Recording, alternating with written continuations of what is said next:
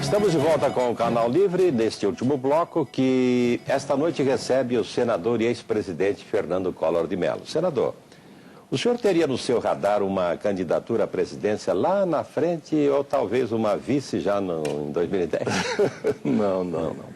Eu sou candidato a desempenhar bem esse meu mandato de senador, porque é a primeira experiência legislativa, eu diria, depois dessa experiência, depois de tudo isso por o que eu passei, a primeira experiência legislativa, né, mesmo que eu já fui deputado federal, mas como senador, agora é que eu estou tendo uma visão do que é o Congresso, como funciona a casa, como as forças se compõem e se entrechocam.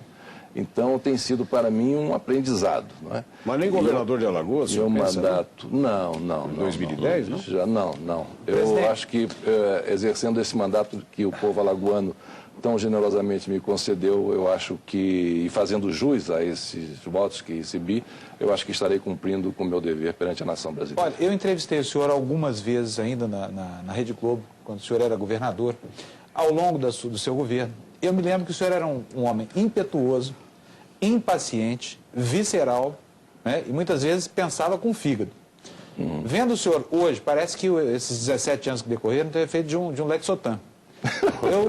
Mas eu queria saber do senhor o seguinte, o senhor não tem mágoa, o senhor não destila fel ainda em relação àquilo, porque o senhor vai enfrentar agora uma situação muito interessante. O senhor vai estar defendendo o governo daqueles que tiraram o seu mandato, numa CPI que tem uma importância capital, e trabalhando, por exemplo, ao lado e no mesmo sentido de Aloysio Mercadante, que é uma pessoa com quem o senhor já se indispôs recentemente. Como é que vai ser isso? Não, nós estamos trabalhando, todos aqueles que constituem hoje a base de sustentação do governo, nós estamos trabalhando no sentido de proporcionar ao governo do presidente Lula o apoio indispensável de que ele necessita para realizar a grande obra administrativa que, por sinal, ele já vem realizando. Não é? É isso o que nos move. Essa questão, né, do passado, do que aconteceu aqui, do que aconteceu acolá, a gente não pode, né, trazer isso à mesa. Mas tem isso ou não tem, senador? Não Mas tem. alguns fantasmas do passado continuam aí, né? Inclusive pairando sobre as discussões políticas no Brasil ainda, naquele período. A figura do PC, por exemplo, senador, é uma figura que continua aí sendo citada e tal. Eu estava lendo agora para entrevistar o senhor, né? Fui reler tudo aquilo e tal. O PC foi uma figura fundamental na formação da sua candidatura. Foi muito importante, foi. Pois é, eu queria que o senhor falasse rapidamente sobre isso. Mais uma vez. O PC, mais uma vez, mas não pode ficar fora. Porque ele acabou sendo o peão de tudo aquilo que aconteceu. Né? Que visão o senhor tem disso hoje? O que o senhor não faria ali? Mas essas coisas são difíceis pontos de você voltar. O que você faria hoje se fosse presidente que não fez na época? Essas são coisas que não se desdobram em saídas positivas ou em esclarecimentos. Né? Isso passou. Não é? É uma página virada. E quem não sabe virar a página não merece ler o livro. E eu estou querendo ler o livro. Então vou voltar a uma outra questão do seu governo. No seu governo há a semente da política indigenista de agora. Eu mudei completamente de assunto. Entendeu? Nós recentemente tivemos uma decisão lá sobre Roraima, por exemplo, que hoje é um estado que tem 7% só de ação do governo sobre ele. O resto é território da União, reservas, área do Exército, área preservada e tal. E o território indígena, terras contínuas. Isso nasceu no seu governo. O senhor começou com isso. Que visão o senhor tem disso? O senhor acha que isso é um grande problema? Não é um problema? Como é que o senhor vê essa situação? Bom, começou no meu governo, a que você se refere, naturalmente, a reserva Yanomami. Isso. A reserva Yanomami foi algo absolutamente indispensável, porque era uma área de mata fechada, mata intacta, e onde viviam e vivem uma tribo que é milenar dos Yanomami e que vivem mais também... numerosa também, né? Hein? É mais numerosa também. Milenarmente, sim, mas ela é pouco numerosa hoje em termos de número de membros dessa tribo. E que tem do lado do Brasil e do lado da Venezuela. A Venezuela já tinha feito o seu parque lá, o seu parque nacional, a sua reserva, não sei o nome que eles deram, do outro lado da nossa fronteira. E também para preservar da chegada dos garimpeiros, que eu tive vários encontros na época com garimpeiros, apenas um parênteses, né, e dizendo a eles, olha, vocês se organizem em cooperativas, eu acho que vocês são brasileiros de muita coragem, porque sair das suas casas, sair dos seus locais, sair dos seus estados, né, para se enveredar por uma floresta como essa e contraindo malária, essa série de doenças, né, próprias de uma selva tropical. Então, e eles tinham dificuldades, porque vivíamos na época de que ali estava a redenção para cada um deles, que brotava ouro da terra, brotava diamantes, brotava isso, brotava aquilo. Então foi a maneira também de nós defendermos esse espaço da Amazônia da ação dos garimpeiros. E foi uma demarcação, fizemos a demarcação física, de área contínua. Aí o pessoal até dizia, mas como? Dá 7 milhões de hectares para 15 mil índios, aí faziam a divisão, 8 milhões por 15 mil índios, dá tanto de terra para cada um. Não é assim, esse é um raciocínio muito simplista e tosco, não é? O fundamental é que aquela área até hoje está lá, preservada, né, dentro daquilo que todos nós entendemos, tanto aqueles que pregam o desenvolvimento econômico, quanto aqueles que pregam um ambiente sadio, concordam que foi uma decisão acertada.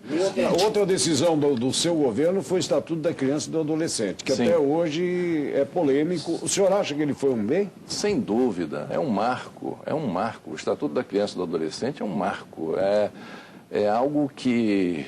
Mas não tem exageros, presidente? Não tem exageros. O que há é que um estatuto que hoje completa 18 anos, né? 18 anos está próximo da maioridade. Então, quando chegar na sua maioridade, sempre vai haver algum tipo de adaptação que precise ser feito.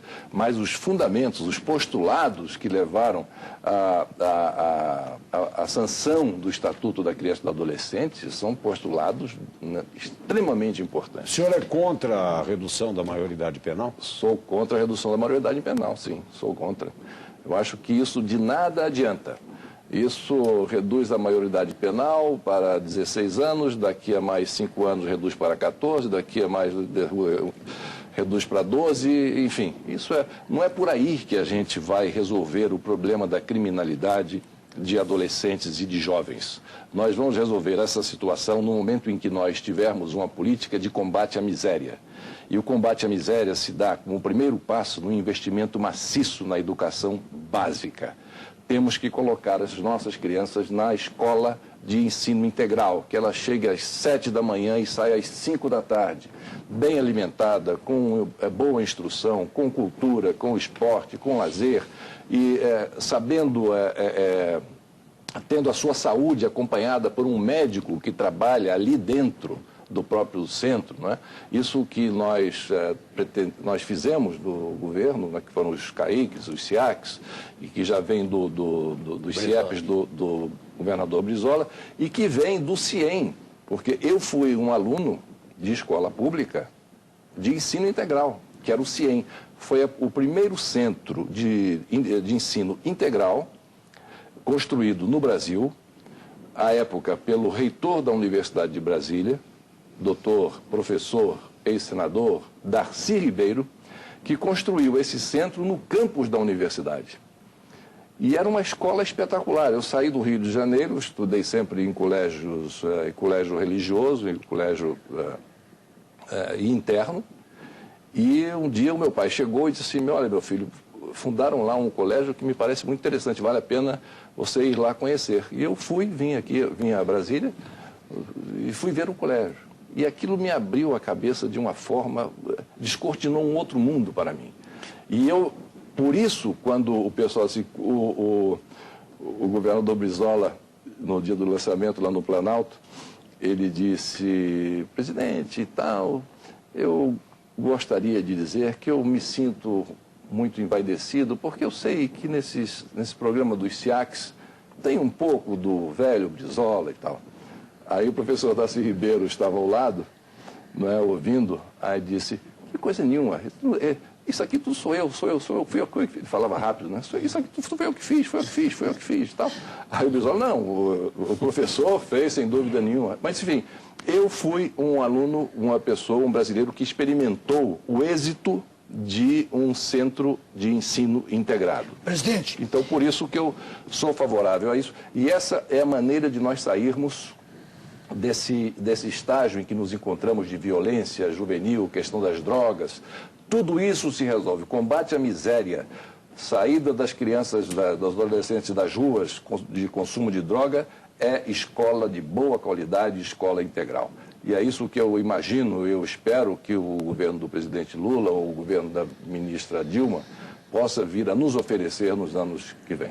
Presidente, eu quero voltar ao tema anterior sobre a Amazônia, porque tem um episódio do seu governo que eu considero pouco esclarecido e que até hoje não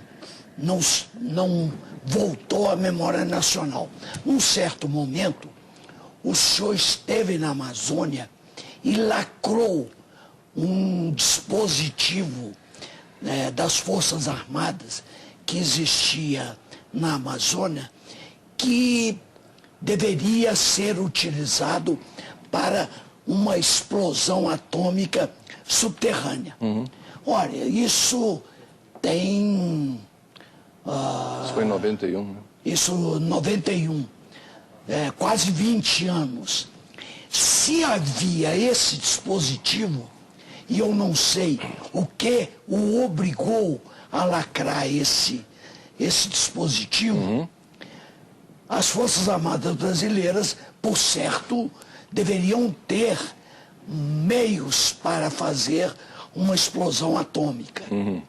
Quer dizer, então eu lhe pergunto, isso era verdade na época e isso então hoje, 20 anos depois, pode demonstrar que as Forças Armadas brasileiras têm uma estrutura de armas atômicas prontas? Isso nós temos que observar à luz daqueles anos. O Brasil, ele tinha vivia naquele momento uma corrida armamentista com a Argentina. Ambos os países queriam ter o acesso à fissão nuclear antes do outro. E isso era um problema que gerava uma grande turbulência no Cone Sul do Brasil, do nosso continente. Quando nós assinamos em Assunção o tratado que gerou o Mercosul, secundando a Declaração de Iguaçu, assinada anteriormente em 85, que foi a primeira semente lançada de integração pelo presidente Sarney e pelo presidente Alfonsin, nós, em 91, tivemos os 4 presidentes da Argentina, do Paraguai, do Uruguai e do Brasil, a oportunidade de conformarmos isso no Mercosul. Ou seja, um processo de integração. E o processo de integração, ele não traz apenas a oportunidade de melhorar as relações econômicas e a situação econômica dos países envolvidos no processo, mas, no nosso caso, ela trouxe no seu bojo algo de fundamental importância, que foi o desejo de convivermos em paz. Porque nenhum país se integra com o outro se um deles deseja ser hegemônico, se um deles deseja exercer o seu poder. Então, quando isso aconteceu, todos nós querendo fazer a pacificação do Cone Sul, não é? Com o presidente Menem, nós assinamos diversos atos, não é? Em que banimos a construção, a possibilidade de construção de armas químicas e bacteriológicas, criamos um centro, criamos uma comissão de investigação do lado argentino, do lado brasileiro, os argentinos investigando o que nós estávamos fazendo aqui nessa área de energia atômica e vice-versa, e nós renunciamos de uma vez por todas a qualquer gestão no sentido de construir um artefato nuclear.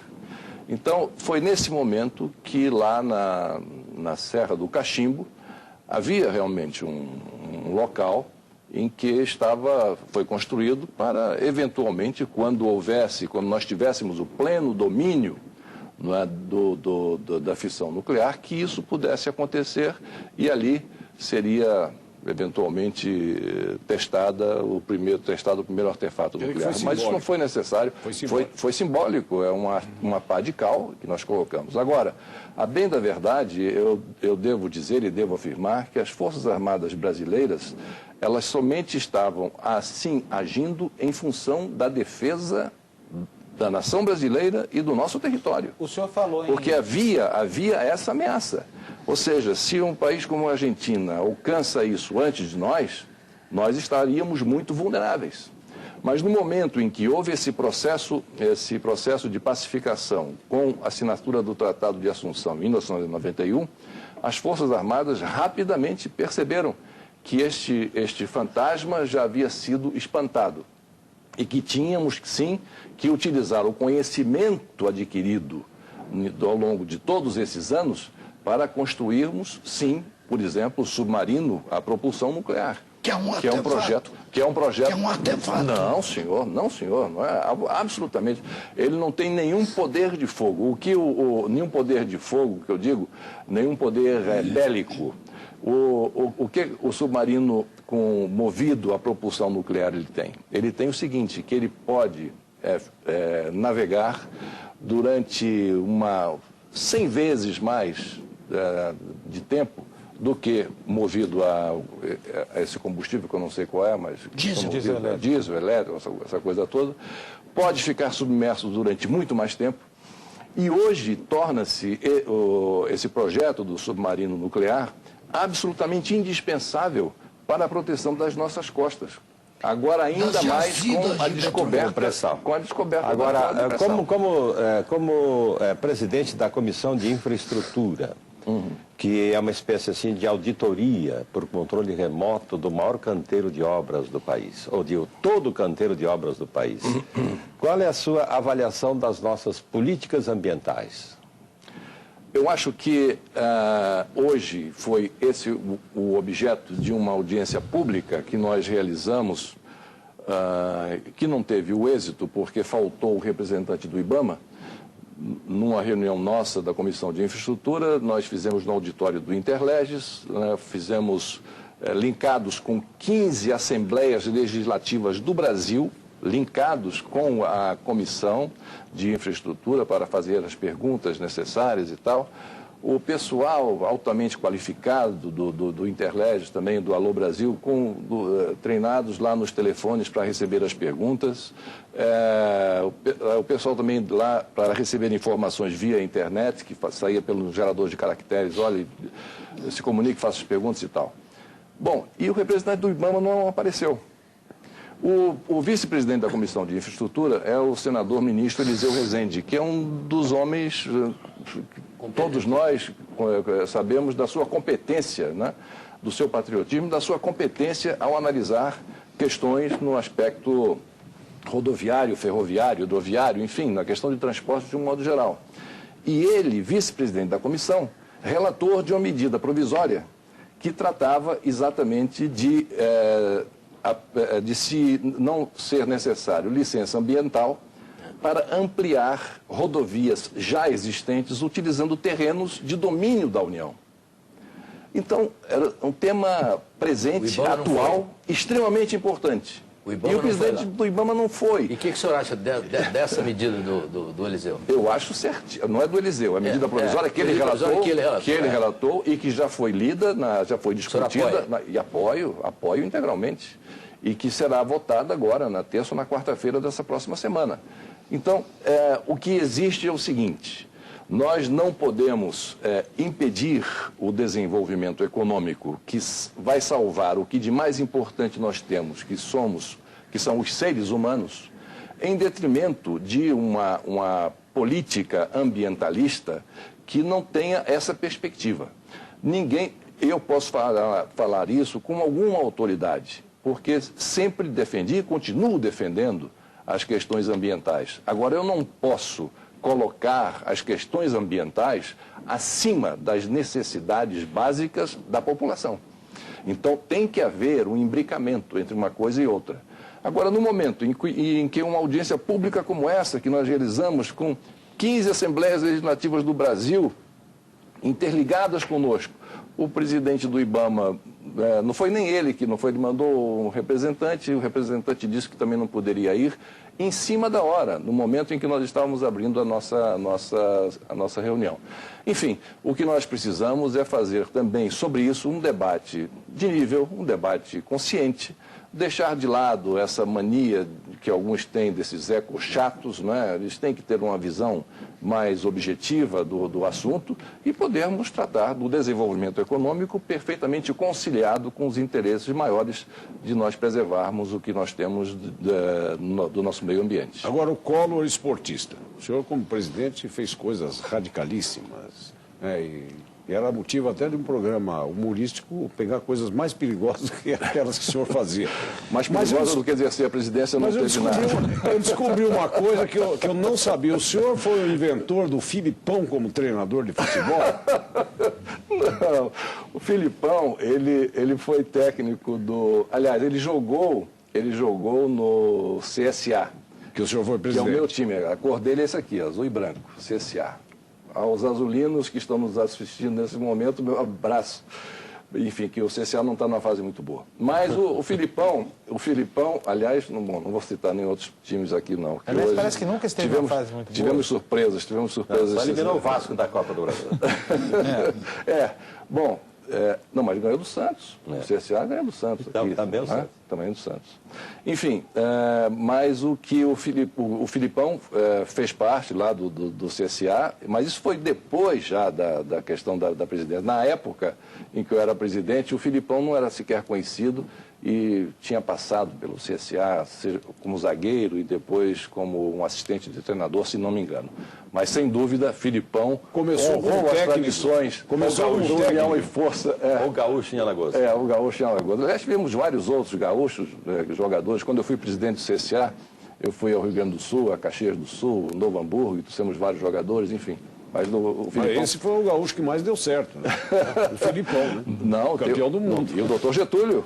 Senador, o senhor já disse em outras ocasiões que, se pudesse voltar no tempo, não faria o bloqueio da poupança, então isso já está dito. Mas eu pediria ao senhor para falar sobre a expectativa que o senhor tem, perspectiva que o senhor vê da situação econômica, da crise financeira que nós passamos. Estamos no fim, já passou a pior fase, como é que o senhor vê isso? Para encerrar.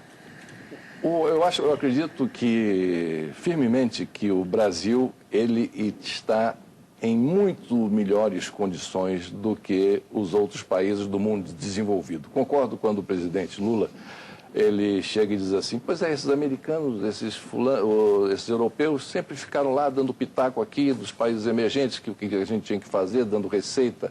O FMI chegava aqui e dizia, tem que fazer esse ajuste, tem que fazer assim. E agora, essa grande crise mundial que nós estamos vivendo, foi culpa única e exclusiva deles.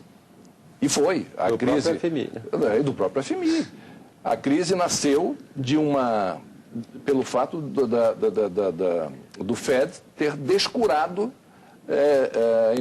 dos financiamentos que estavam fazendo, aquela coisa incrível. Farra de crédito imobiliário.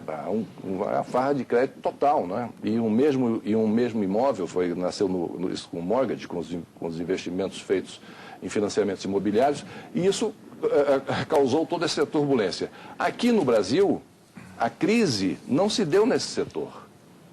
A crise no Brasil, ela chegou em função da retração do nosso consumo e da retração do consumo também externo.